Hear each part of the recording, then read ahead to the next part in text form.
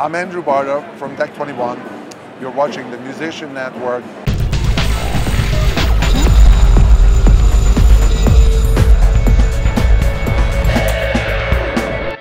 This is our distortion, Boost Distortion pedal. Beside the Boost, which is a special feature on it, we also have another special control, the sag control. What it does is basically emulates the sag of an amplifier, so you get more picking, attack, and more articulation. So I'm going to show you first when it's turned down. When you turn it up.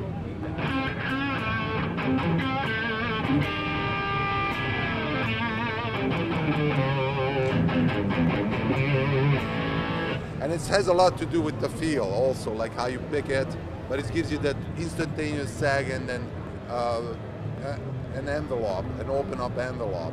So it's really nice because then every big attack is, you can hear it nice.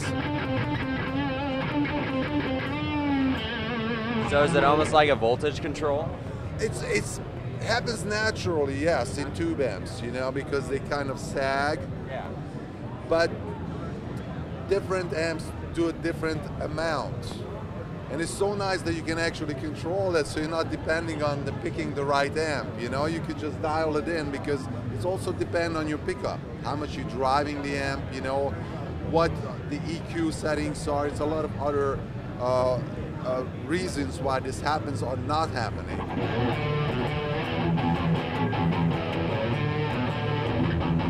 It just really opens up, you know, the sound. And that's why we find it extremely important, because otherwise most distortions, they have this sound that is very even, almost like an old synthesizer that had no like feel to it, no touch sensitivity. And this one opens it up. Now it's not even, it has to do how you pick the note, how you dig into the note. So it's really uncompressed, it's not the really square waves. Exactly, it changes. It changes as you pick, and you know what, and it's almost like a filter, but it's not a filter. Yeah. You know, our original inspiration was listening to old amplifiers and say, like, you know, there is something about these amps, you know, that they do something that other amps don't do, and no pedal does. You know, so we wanted to put it in a pedal. So now you can even have a solid state amp. Actually, we are going through solid state amp. And you have that sound, you know. And we also, what we did, we have our amp emulation line. We use a different engine in these pedals to generate distortion. It's a new schematic, a new diagram, because we wanted to offer something new and interesting. Our fuzz. The fuzz, actually, we looked at old fuzz pedals, and they started out with germanium transistors, which are great, but they're unreliable because they're very temperature sensitive. So if you play like an outdoor venue, and the sun shines on your pedal and it heats up, the bias starts to move. And now you have a pedal that sounds totally different. Maybe it's actually going to sound better, or maybe it's going to sound worse, but as a musician, you have to depend on a constant sound, you know, so you know what you're getting. So what we did, we emulated the sound of those old germanium fuzzes, but we stabilized it, and we got a way that it's always going to sound the same, no matter what, in any venue. The other thing we did is the old transistors, they had a very low input impedance, somewhere between 50K to 100K, and it slowed it down your guitar pickup. So like a Strat, you know, couldn't really ring true. What we did, we put a FET buffer between those transistors and the input, and has a 1 mega ohm impedance, which guitars like to see. And this way also is stable, the operation. Now what I did here is I set up a slightly distorted sound in the amp, because the best way to use a fuzz is to run into an amp that is slightly overdriven, like it's cranked up. Like Jimi Hendrix basically played through Marshalls, they were already distorted, and then he used the fuzz to go to the next level. Yeah. And the combination of the two is which is the magic. A lot of people make the mistake that they buy a fuzz pedal, they plug in a store into an amp that it cannot be turned up. So it's at the low level, totally clean, and now they turn the fuzz on and they get a buzzing sound. Yeah. It's not musical because it has to be mixed with an already overdriven cranked up amp. So here's the slightly overdriven sound of the amp. And now you activate the fuzz.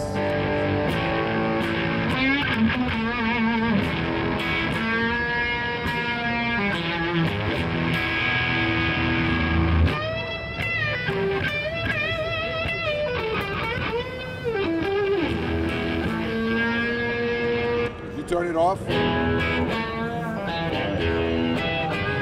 It's a good sound, Yeah. but it doesn't have that thickness, especially with the single coils.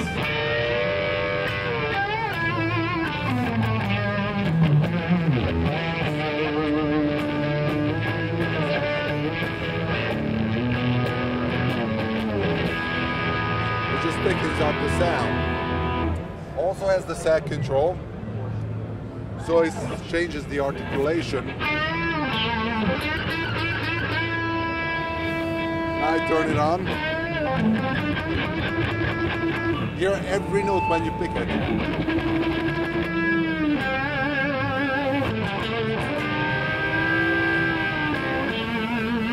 So this gives you a really nice expression. Yeah. Also has the boost function. So you know if you want to go even.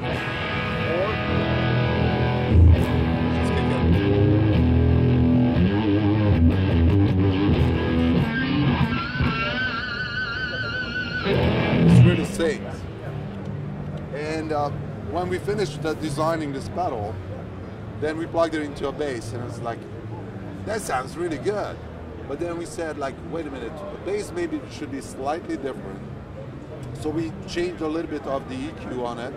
And also, instead of a sag control, which you actually cannot hear on bass, because bass has a different structure, so you really don't hear the sag. We changed that control into a blend between the clean and the distorted. So I'm going to show you that right now. In a bass, we call it plus clean. So I can turn on the pedal. That's the clean. And that's the distorted sound. And we can blend the two.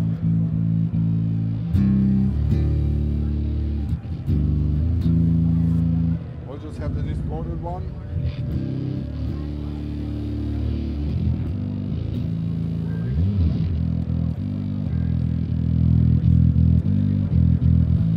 So this gives you a better foundation because there's the non-distorted bass, and the distorted bass creates another layer. So it's actually much better to hear it in the context of a band, but it's almost like you have two bass players, like a synth player, you know, playing like one, and the other one is on the bottom, you know, like providing the foundation. So still has the boost control on it, so you can jump out like you have a quick lick you want to do, or you have a bass solo, you can jump out with your boost function, and you don't have to depend on the sound man. Like you're playing in a club, then maybe they don't know your set list, and then there's something you have to like jump out with, and you're counting him to bring up the fader, say he doesn't know. Yeah. So this way you are in control of your own sound or your own mix. Same with the guitars, you know, just have that control of hitting the boost and getting a higher level of signal. We also have, as the last of our new products, our new bass amp, which is a 1000 watt RMS bass amp, 2000 watt peak, has a Class D power amp, so the whole amplifier weighs only 12 pounds. Wow. And has tremendous level. I mean, you can see, I can't even turn it up 1/4, and we're already like, you know, pretty loud here. It has 2 channels.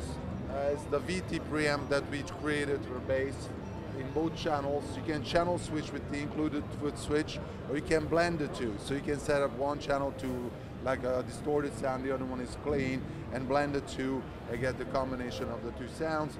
Also has a mute switch on the foot switch, so when you change your bass, you don't need to turn things down, you just hit the mute or you tuning, and then nobody gonna hear you. It's a silent switch in.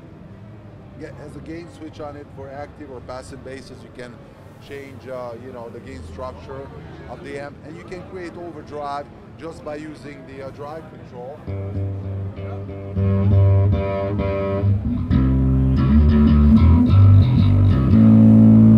lot of sustain. You don't need to compress it. This is going to sustain forever. People who are familiar with our bass pedals, they know how they work. So basically we use the same technology in this head. And all of these products we are planning to ship in about April of this year. So look forward to it in the stores. See, I see you're playing like active pickups on this. With the fuzz, I know you mentioned you had a buffer in it. Does it matter, or is with the buffer, does it make it less picky between passive and active? Well, that's the good news, is that an active bass going into like an original old-style fuzz would probably freak the thing out, because now you can load it down, you know. So now you have just too much overdrive, it gets really freaky. With the because it was designed for passive pickups. Back then when fuzzes came out, it was only passive pickups. So this is the great news, is that this buffer is actually the great equalizer. Because putting a buffer after another buffer, it doesn't really do anything, you know. It's almost like a double insurance, you know. But putting a buffer on after a passive pickup, it does make it able to go into a system that is fairly low impedance, like an old fuzz pedal, which is about 50 to 100K. So it's not going to load down your pickup. You're not going to get kind of like a dead sound. So your question is very valid. What it does is basically make an active or a passive bass very similar going into the pedal. All right, thanks. Yeah, great, thank you.